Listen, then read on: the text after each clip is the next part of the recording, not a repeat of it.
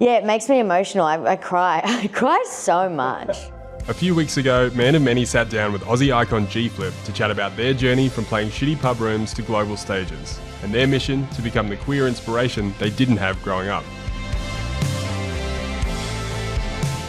Yeah, well, my first record I was kind of producing by myself, and I didn't have any experience. It was out of necessity because I sent my demos to multiple producers and no one wanted to work with me, so I was forced. I was top lighting and writing songs for other artists, and then I met Aiden and then we started making songs together. You know, I guess with me, with music and like choosing what songs come out and what's on the record, you know, I don't have a team of people who choose, it's just me and, you know, my co-producer Aiden, we're making music all the time, and then we're sitting around and we're like, I think this is good, you know, I think people are gonna like this song, The Worst Person Alive, like, I think it would be pretty good, but most of all, we just like it. So we're like, you know, it doesn't really matter what people think, like, yeah, maybe they like it, maybe they won't, but we really enjoy it, so it feels right. And then I guess it's a gamble when you put it out, like, is there gonna be a reception or not? But in the end, even if people didn't like my music, I'd still be a musician. And the aria for Best Live Act goes to G-Flip.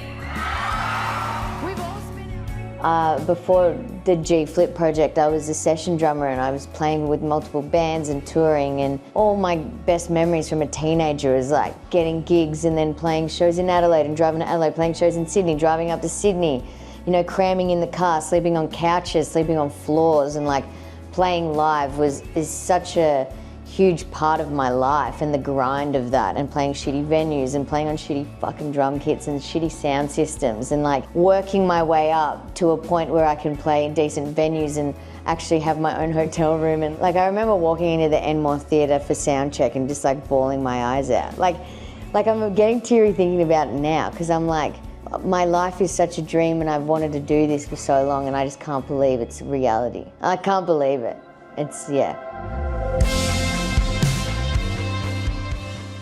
People I looked up to my dad a lot. He was like my first, like, I thought he was a rock star. Like he would play at like really small venues, like to crowds of no one, and I always was like, whoa, my dad's a rock star. I'd be like 6, 7 years old, like, whoa. So my dad, my drum teacher Jenny, who's like the most important influence in my life, who taught me how to play drums, who's now watching me from heaven, like had the biggest impact and made me fall in love with drums and encouraged me that like drums can be your profession if you want to be a drummer.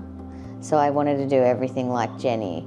Other than that, you know, like there was never any queer artists out there in the world, and I really struggled with my gender identity and my sexuality growing up because there wasn't a pop artist or a rock artist that was anything like the human that I was seeking for. So I really struggled with finding idols. So, you know, a big part of my project is, you know, being the role model that I never had when I was younger and trying to fill that void that I had growing up.